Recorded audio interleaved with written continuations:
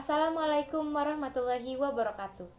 Perkenalkan, saya perwakilan dari kelompok 1 mata kuliah Ilmu Tauhid dan Ilmu Akhlak dengan dosen pengampu Bapak Dr. Haji Dadan Nurul Haq, MAG.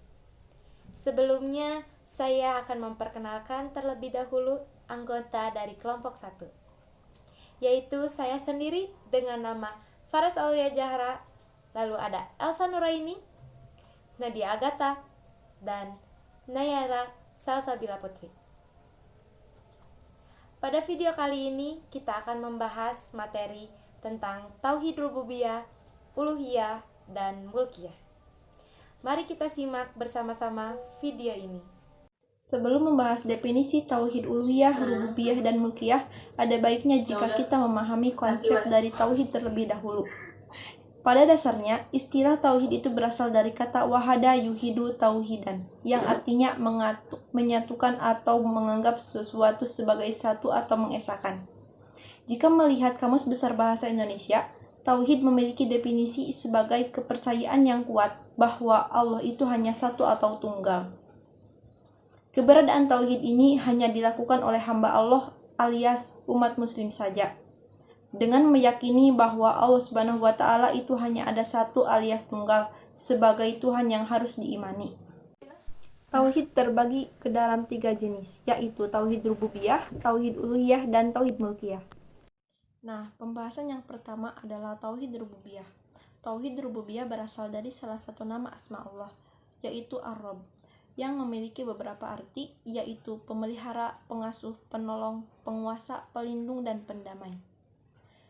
Tauhid Rububiyah artinya mengesahkan Allah, yang dengan meyakini bahwa seluruh kejadian-kejadian yang hanya Allah bisa lakukan sebagai satu-satunya zat yang berhak disembah.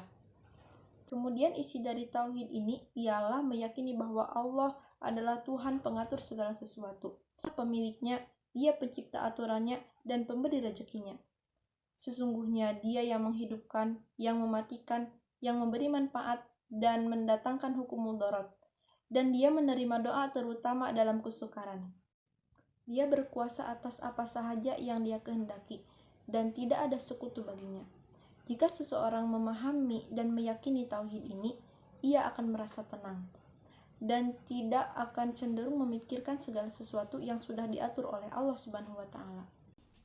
Nah, Tauhid Rububiyah dijelaskan dengan sangat lengkap dalam surat Al-Ikhlas ayat 1-4 yang berisi tentang bagaimana Allah berkuasa dan pengesahan Allah. Allah sangat jelas menyatakan dalam surat Al-Ikhlas, Bismillahirrahmanirrahim. Qul huwallahu ahad, Allahus samad, lam yalid wa lam yulad wa lam yakul lahu kufuwan ahad.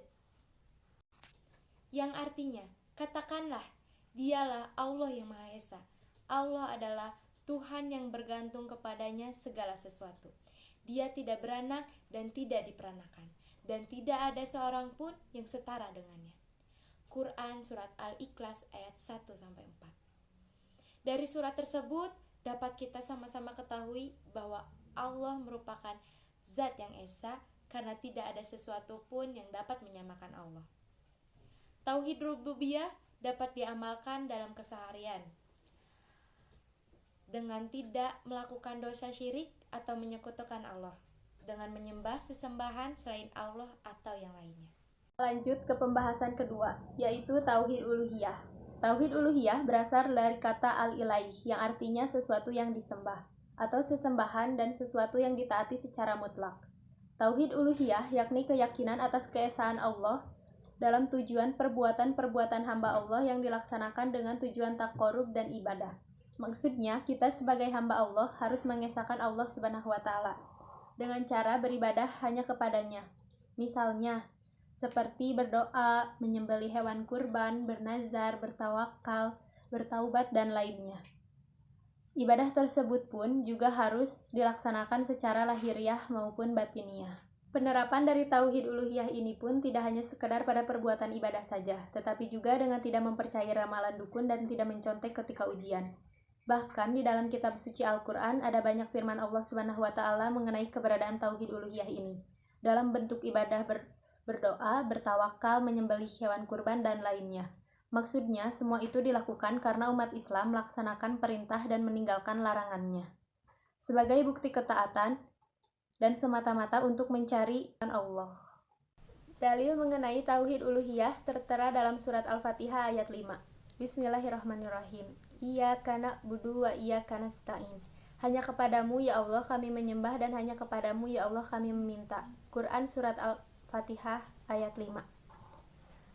Adapun penerapannya dalam kehidupan sehari-hari, yaitu dengan mampu menata diri dan niat dalam melaksanakan ibadah dengan ikhlas dan hanya kepada Allah, serta melaksanakannya sesuai dengan tata cara yang dicontohkan oleh Rasulullah SAW, berdoa kepada Allah, meminta kepada Allah, dan melibatkan Allah dalam semua aktivitas kita. Nah, sekarang masuk ke pembahasan ketiga, yaitu Tauhid Mulkiyah. Apa sih Tauhid Mulkiyah? Tauhid Mulkiyah berarti mengimani Allah yang kekal sebagai Al-Malik, atau Raja atau penguasa di alam semesta. Allah Subhanahu wa Ta'ala berfirman dalam Quran surat Al-Mu'minun ayat 116, yang artinya, maka maha tinggi Allah, Raja yang sebenarnya. Tidak ada Tuhan yang berhak disembah selain Dia, Tuhan yang memiliki arsy yang mulia. Dari ayat di atas, kita tahu bahwa Allah sebagai satu-satunya zat yang menguasai alam semesta. Tidak ada lagi zat lain yang turut serta dalam kekuasaannya. Tidak ada sekutu atas kekuasaan Allah di jagat raya ini. Allah adalah Al-Malik, Maharaja di atas raja-raja yang ada di dunia. Adapun bukti Tauhid Mulkiyah tertera dalam surat Al-Fatihah ayat 4.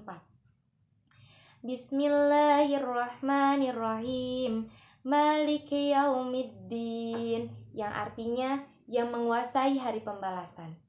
Dialah satu-satunya pemilik hari pembalasan dan perhitungan atas segala perbuatan, yaitu hari kiamat.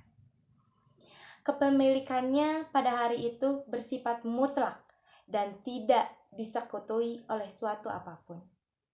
Penyebutan ayat ini dimaksudkan agar kekuasaan Allah atas alam ini tak terhenti sampai di dunia ini saja, tetapi terus berkelanjutan sampai hari akhir.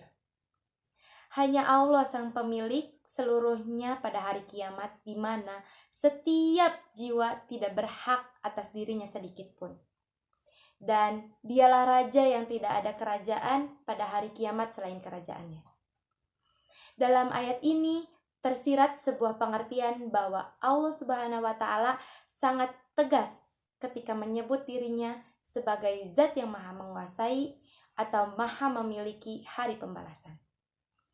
Mungkin selama di dunia manusia bisa bersikap tegas dengan wewenang yang dimiliki, tetapi di hadapan Allah tidak lain hanyalah makhluk yang berada dalam kepemilikan dan kekuasaannya semata.